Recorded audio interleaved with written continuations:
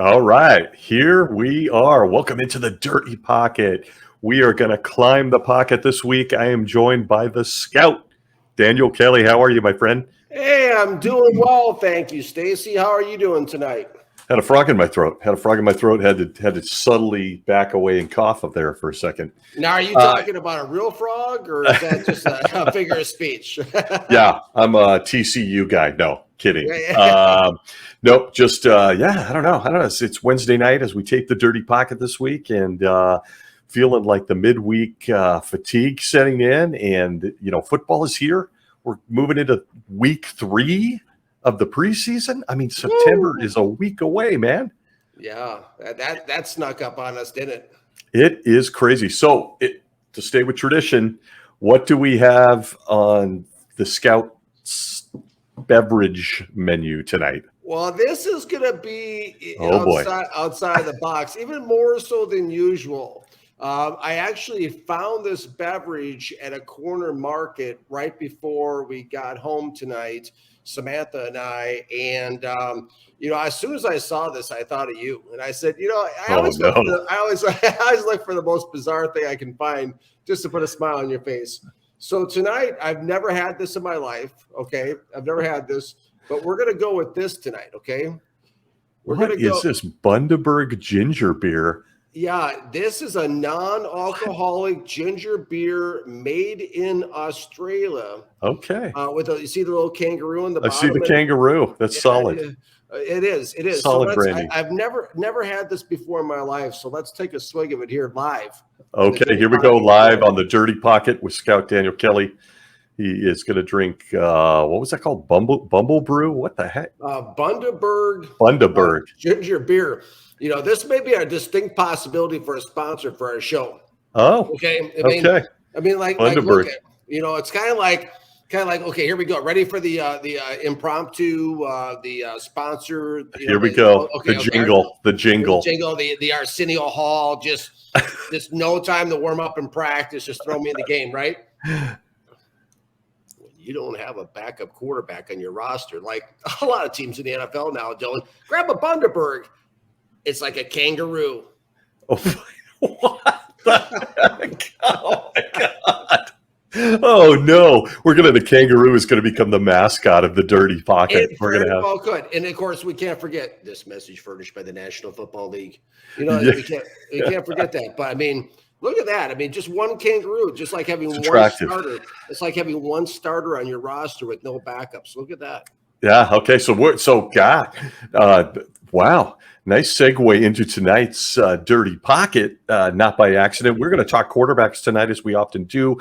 First string, second string, through 5 or 6 different teams, and some of the concerns we have as we embark into a new season, 2022, where the defending world champion Los Angeles Rams continue to hold that trophy high as we start the season. Well, you're going to milk that for everything you can. Everything I can, man. World champs. Yeah, so he's a big Rams fan, in case you're just dialing in. Case that was a mystery. So to get this thing started in the pocket this week, Scout, let's start with who many people think is the GOAT before we move into some specific teams we want to walk through tonight. Tom Brady in Tampa Bay. And they had a preseason game where I got to see that highly regarded backup play that you like so well, Mr. Trask, down there in Florida. It looked mixed bag in the last Tampa game. What is this situation with Tom Brady? I mean, Reddit's got a rumor going around that he's going to be on the Masked Singer. That's the name of the show, right? Where they hide their face and they sing songs. I guess. Yeah, that's from what they say. Yeah, I mean, you know what they say about rumors. I mean, what are you drinking? What is that again? This is Snapple iced tea, peach tea. Yeah, we didn't really cover that. I forgot to bring it up. I don't have a fancy jingle. Something about just be a peach. Follow and subscribe the Dirty Pocket. There you go. All right. Hey, I tell you what. You may want to quit your day job pretty soon. That's what I mean. I just came up with that on the cuff. That was off the cuff. That was nice. That was highfalutin stuff right there. That was solid. It was solid. That was big. Yeah, oh my God. So Tom Brady. I mean, what? Okay. So I'm thinking that's a rumor. I think it came out that was just another typical Reddit, which I hear is a black hole. I'm not a part of that. I know nothing about it. But Tom Brady, yeah, he's maybe Tom Brady's buying stock in Bundaberg. That could be what's happening. Ginger beer. But what is this? I mean, look, I know that he's pushing 45 years old. People call him the GOAT. I do not. I still think that's number 16 in San Francisco. Not modern day San Francisco. Don't get you started. In the 80s and 90s. So what is Tom Brady doing? Are you like me where you're sitting back wondering, is any day now a bombshell going to drop that he's just retiring? Yeah, I don't know what's happening there, but I've been around the game long enough to know there's something probably behind door number 3. There's something that we don't know quite yet, because in the 40 years I've been watching this game, much like yourself, Stacy, I've never seen, we touched on this last week, a quarterback take a 2-week vacation in the middle of camp. Now, granted, Tom Brady, has forgotten more about football than most of us will ever know. So, training camp really isn't that big of a deal probably for somebody, of his stature, but still, there's a value on being around the team camaraderie. There's a value of practice, chemistry with the receivers. He's obviously working with some new people or newer people this year he hasn't worked with in the past. So there's some value to camp even for an established veteran like a Tom Brady. But obviously, with who he is, he was able to get the sign off on the 2-week vacation. And I'm with you, Stacy. I just think that there's going to be something that comes out that's really going to floor us. I don't know what it is yet, but I have a feeling that something's coming.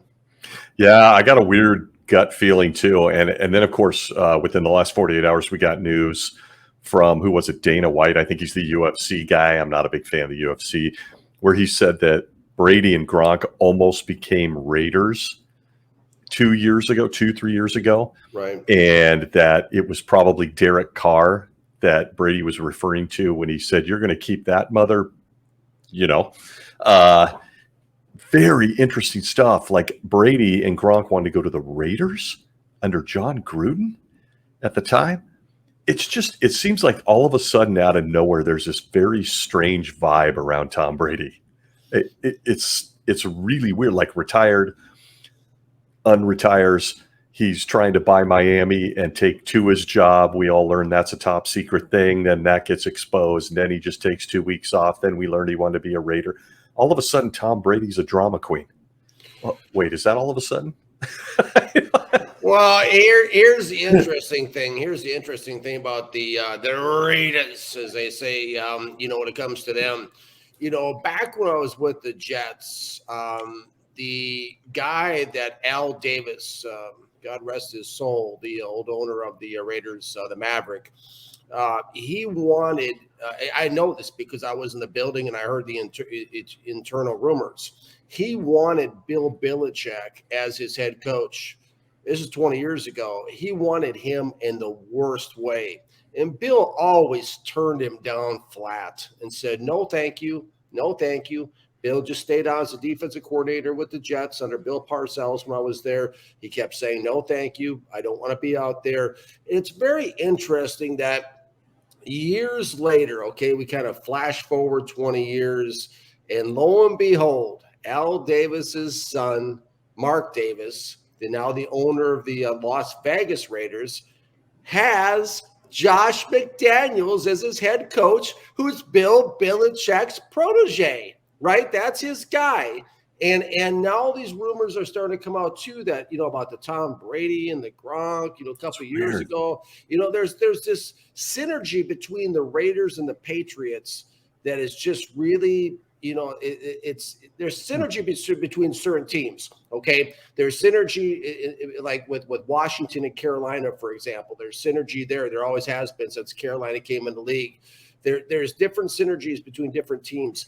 And this is a very strange one. That was a very strange story that came out, and it just adds to the man, the myth, the legend, Tom Brady. Yeah, that's interesting that you bring that up. The Raiders-Patriots connection kind of reminds me of a tuck rule situation where Charles Woodson stripped him of the ball, but somehow Tom Brady got the ball back. Bitter Rams fans, yes, I'm one of them. I will never accept any of that crap. But that's interesting. There is kind of a weird connection between those two franchises. Very interesting. Okay, like you, I agree. I think something might be coming with Tommy. And I think everybody better hold on tight, particularly the folks in Tampa. Kyle Trask looks like he could develop. He could develop. He didn't look amazing the other night, but certainly sitting behind Brady and Todd Bowles, Bruce Arians, hit us. And then out comes Mr. York with the 49ers this week. And says, well, I'd be happy if Jimmy sticks around. I wouldn't have a problem with that. I wouldn't have a problem with paying the money.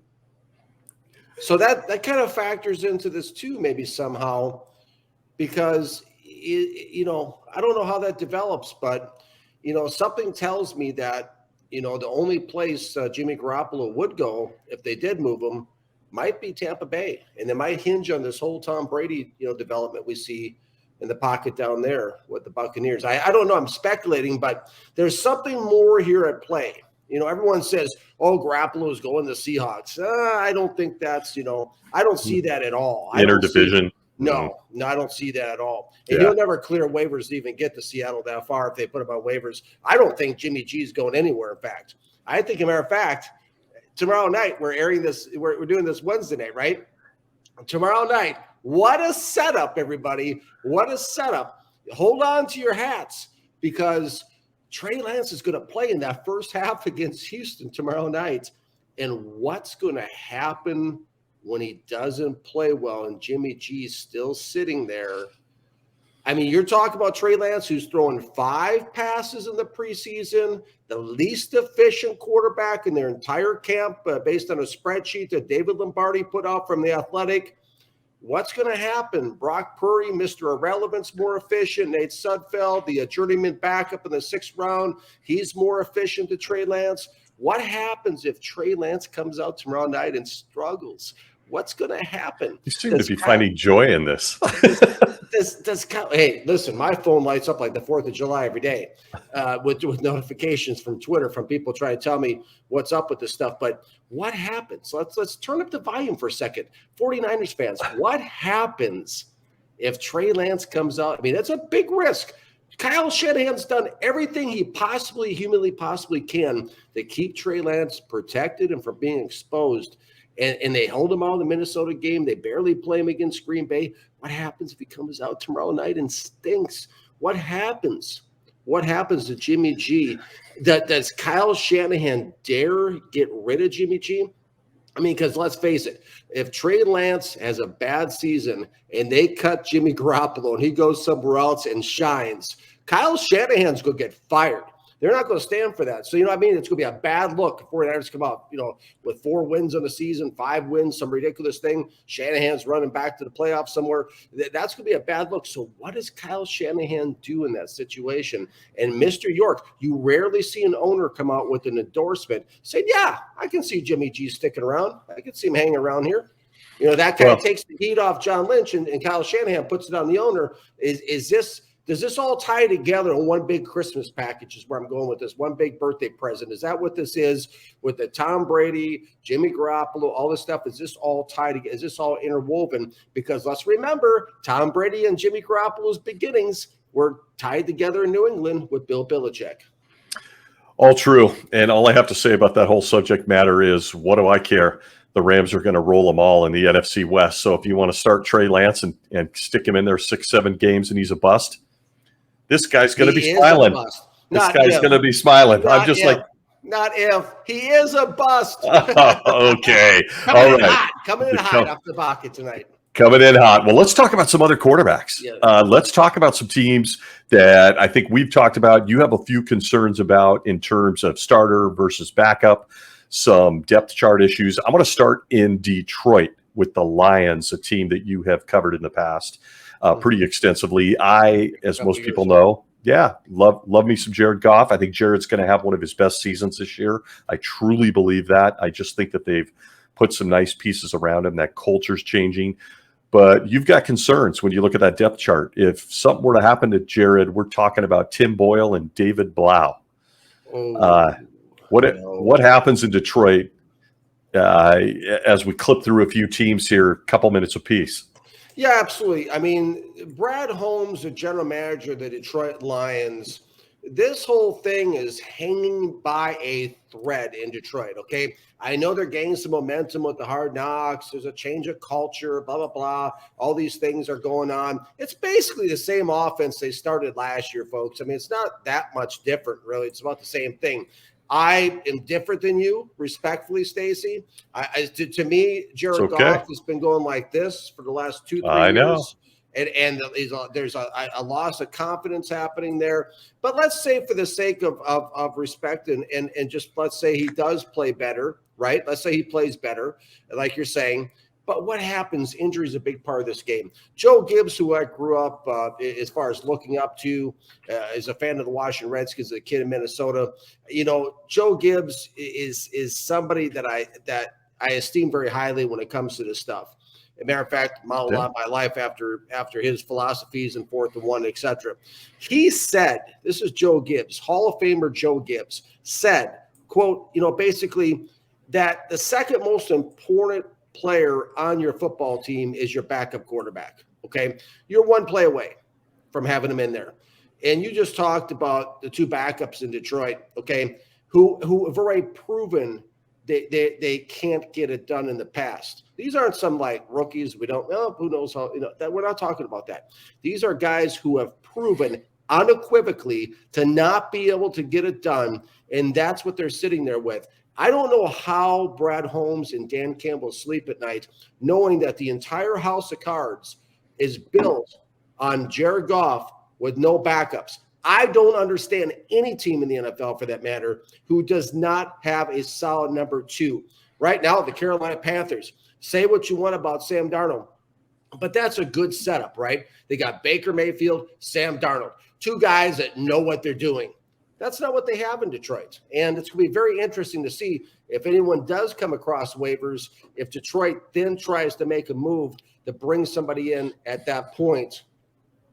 That would be by the best guess. But Detroit doesn't have a big track record of really improving through the waiver wire. 2 years ago, I begged them basically through my articles, SI Lions, to pick up Leonard Fournette. They wouldn't do that. Last year, I begged them to pick up OBJ. They didn't do that. So they don't have a big history of picking up high-profile players on waivers. So they'll probably go with what they have.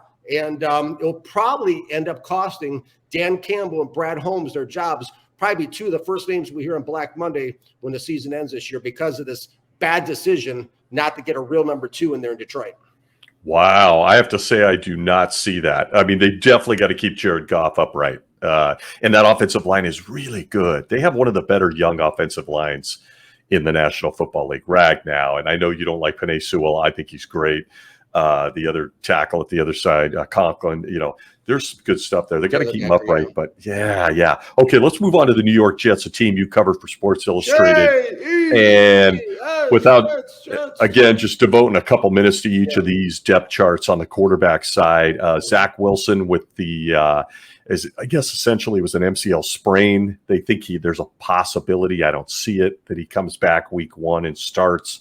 Otherwise, what are we looking at? Joe Flacco, Mike White, and Chris Streveler.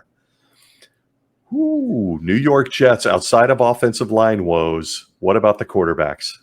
Well, I tell you what, the last thing, if you're building Legos at home, okay, the last thing in the world you want is 2 paper tigers, okay, at offensive tackle with a statue in the pocket like Joe Flacco. Okay, they're playing the Jets schedule is littered with elite pass rushers week in, week out. I wrote an article this week for SI Jets. You go check it out. The combined sack total of all the pass rushers, the top 2 pass rushers Jets will face in their entire schedule, I went back and tallied it up, is 245.5 sacks, okay? And the Jets' sack record is 66, set back in 1987. I predicted an article this week for SI Jets that they're going to break that record. They're going to exceed 66 sacks given up this season. They got Laken Tomlinson, too, $40 million guard, better run blocker than pass protector, spent most of the NFC Championship game driven back in skates into Jimmy Garoppolo's face when Tomlinson played for the 49ers. I just don't like that setup at all. I wrote another article recently in SI Jets that talked about, I believe that Joe Douglas should make the decision to sit Zach Wilson this entire season, not rush him back, not race him back. I think this is a lot bigger problem than people are letting on. I went through the RG3 thing in Washington when Mike Shanahan and Kyle Shanahan were out there. Robert Saleh comes from that coaching tree. They rush back RG3. I think it's a grave mistake. I think it's going to cost Joe Douglas his job ultimately if he rushes Zach Wilson back. I mean, listen, last season he missed 3-4 games with a knee injury. He came up hobbling a couple times against New England, against Houston last year. Now he basically has a non-contact injury when he goes down against Philadelphia in the preseason game. What do non-contact injuries point out to scouts? They point out that area of injury is very tender and it's not fully healed. They race him back with those 2 paper tigers. They got it at George Fant at right tackle. He's not as good at right tackle as he's left tackle. I give him a C- on the grade. He struggled in 2020 at right tackle. At the left tackle spot, you got Dwayne Brown, not the same 5-time Pro Bowler we all think of when we think of Dwayne Brown. It's a guy that gave up 33 pressures per PFF last year and gave up 7 sacks. This guy has trouble recovering. When you got 2 offensive tackles, okay, that struggle with the lateral foot speed and struggle to recover. Sure, they give the effort, but they struggle to recover. And you got Joe Flacco sitting back there. He's a statue. Flacco has played in 7 games for the Jets, folks, okay? And he has lost. He's been on the losing side of all 7 games. He is not the answer for the Jets, okay? They must start Mike White, who has the highest completion percentage with the New York Jets over the last 2 years. And the Chris Strivler kid, he is very interesting too. He's put on a show. He's put on a clinic. He's been the best player that showed up out of nowhere for the New York Jets this entire training camp. He also deserves a spot on this roster, at the very least on their practice squad. He's been an electrifying player for them. I mean, fans even stayed in the rain last week on Monday Night Football just to watch his kid come back and beat the Falcons. But, of course, he won't play in the regular season. But I think Mike White is the guy. They're talking about Flacco against his old team, the Ravens, are trying to build up this big thing. Come on, folks. It's going to be a bloodbath if they start Joe Flacco against the Ravens. It's not going to be pretty at all. It's going to be a real lopsided score with the Ravens 1-0 and the Jets 0-1. You can't start Flacco. Flacco's been hanging on. The only reason Joe Flacco's in New York is because Joe Douglas discovered him as a scout in the Northeast back when he was with Philadelphia, and he liked him back then. And of course, Flacco went on to Baltimore and all that jazz. But if Joe Douglas is now in New York right now, Flacco's now in New York. There's a synergy between the two of them, but that is not the guy to start. The New York Jets must start Mike White. They tried to razz me the other night on social media. Some guy down ESPN radio in Houston posted something about me, trying to make fun of me about Mike White. Listen, the guy was 70% completion rate the other night against the Falcons. That's not too bad. Mike White. Start Mike White. You got to start Mike White. You have to if you're the New York Jets. I have a feeling whoever's starting back there is going to get killed in the first few weeks. So, okay. White's got a faster and more deliberate release, and that's the only chance you have with those two guys to tackle. That's the only chance you have. Okay, let's move on to another team that we were talking a little bit about, a little concerned about, and, of course, don't forget Bundaberg. Have some ginger beer as you hear this final chat about the depth chart of the Denver Broncos, which is, it's somewhat alarming. I mean, a huge trade in the offseason to bring in Russell Wilson. I think that Russell has the potential to have a great season, really nice young wide receivers there, although losing Tim Patrick a few weeks ago is a blow for Denver, real up-and-comer. But you look at that depth chart, you're talking about danger Russ Wilson, second Josh Johnson, third Brett Rippon. What happens if Russ goes down in Denver? I mean, you could say this about any team, but these seem to be particularly vulnerable. They really are vulnerable. And, over the last couple of years, I've gotten a sinking feeling in my stomach just watching Russell Wilson in Seattle. I think he's a shooting star. I think he's on the decline. I think Denver gave up probably too much for him as a good. I mean, we slightly disagree there, but I just, which is okay. It's okay. Social media, you can disagree with folks respectfully. Newsflash. How about that? I mean, nobody on Twitter seems to really know how to do that, but we do. So that's awesome. The pocket may be dirty, but we know how to talk. But anyway. Go ahead, hit that like button. Oh my! Hit that like button. Hit that like button. And retweet. But no, it's something where the Denver Broncos. So I'm not 100% sold on Russell Wilson there to begin with. And then you have the situation you mentioned with Josh Johnson, who, God bless his heart, he is an inspiration. He is a story. He is a poster child for the NFL for anybody. Don't ever give up. He's gone through like 17 different teams. He's still going at it. He's still playing. He played pretty well in a preseason game I watched one night a couple weeks ago. It's a guy, a story of perseverance. Okay, so he is what he is. And then Brett Rippon, of course, related to one of my favorite all time, Mark Rippon, the Super Bowl 26 MVP at the game I went to as a senior in high school, back when the Redskins beat the Buffalo Bills 37-24 in the Hubert H. Humphrey Metrodome on January 26, 1992. Not that I remember, but I was there. Samantha thinks I'm like Rain Man with this stuff, but hey, what do I know? So some relation there, but they don't really have anybody again at that number 2 spot. I go back to what Joe Gibbs said. The second most important person on your football team, on your roster, is your backup quarterback. And it's amazing how these teams build all this stuff around them. They build up all this talent, but then they kind of neglect such an important position, and it could really cost a team like Denver. I mean, what are your thoughts? Yeah, I think that there's some real concern there. Russ has been fairly durable throughout his career, and I think that they have a decent offensive line. They've got a nice running game. I think Javonte is going to be a real star this year. I love him. Real star. And I really like their young wide receiver group if you can keep them healthy. So a little concerned at tight end where they let Noah Fant. He was part of the trade up to Seattle. So there's some concerns there. But I think Russell could have a good year. I'll tell you what I do think. I guess it's less about the Broncos. I think Seahawks fans are going to see just how valuable Russell Wilson was. And I know that there's a whole bunch of them that already know. But the way that ended, it was just so ho-hum.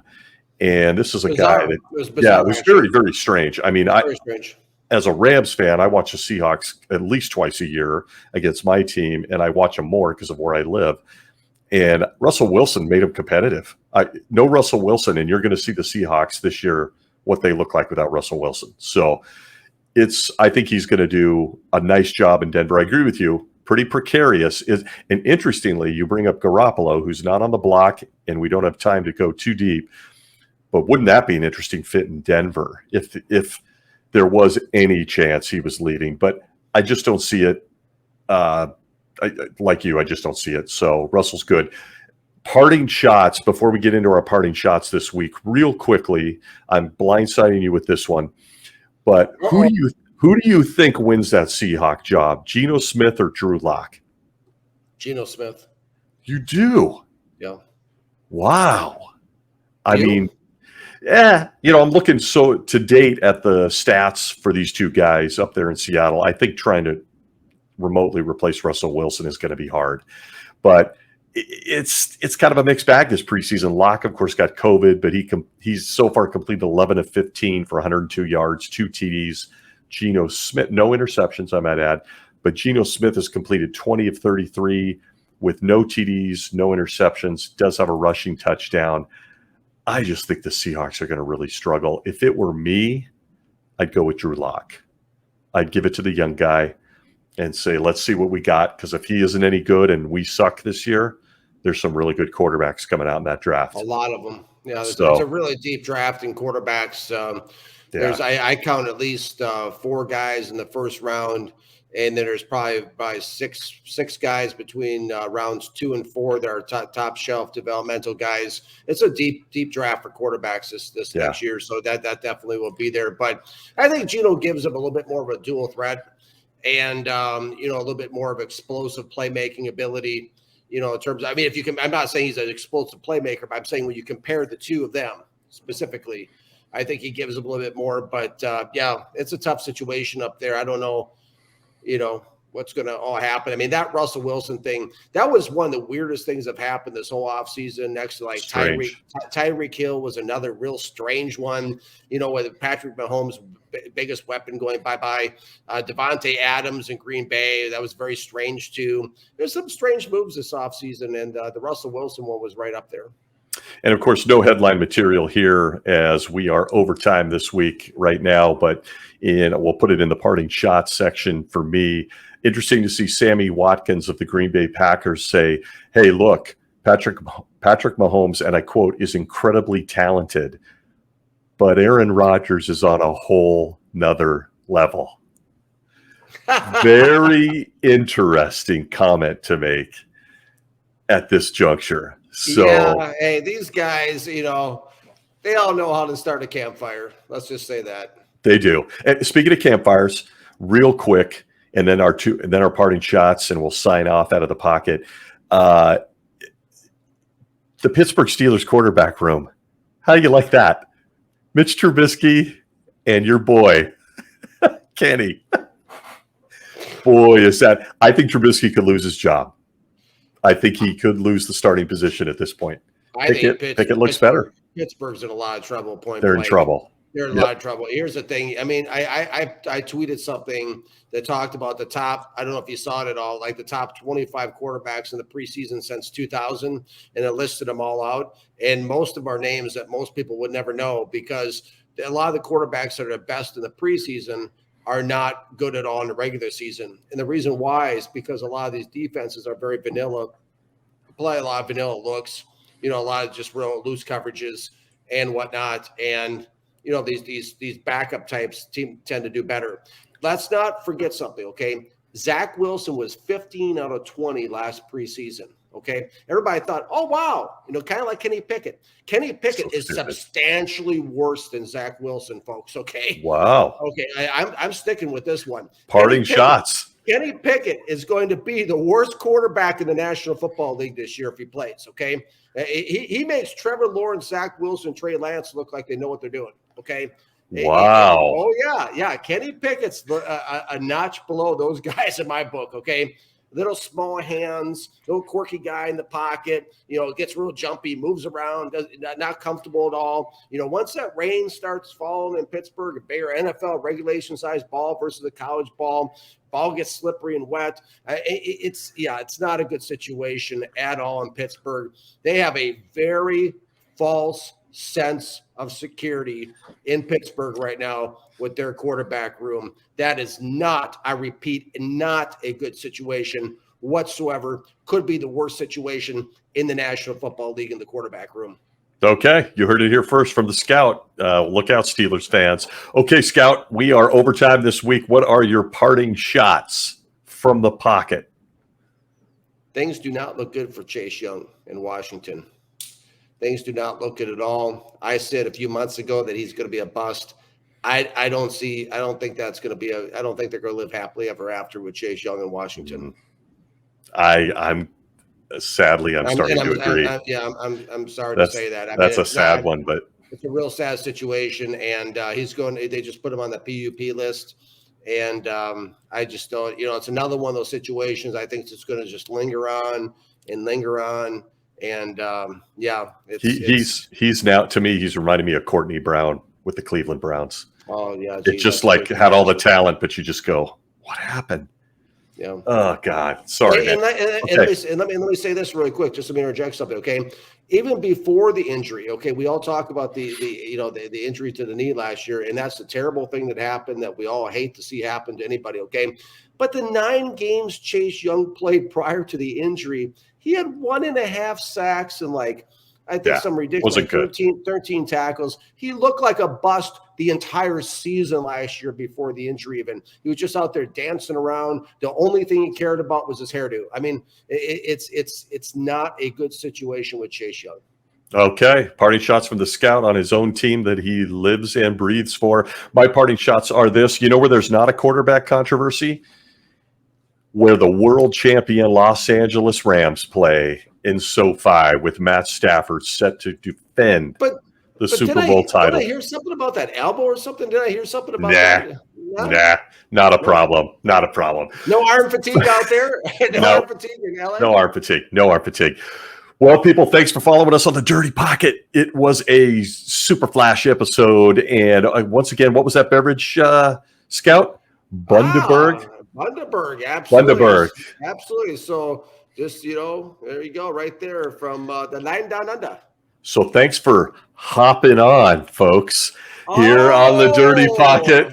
Look at that. Look at that guy right there. There you go. There you go. All right, folks, follow the scout, Daniel Kelly. He's got some big stuff coming up with first-round mock, and you can find him at Sports Illustrated New York Jets. You can follow me at Gridiron Icon and all over the interwebs. Like, subscribe, follow. Thanks for listening into the Dirty Pocket. Football season is here.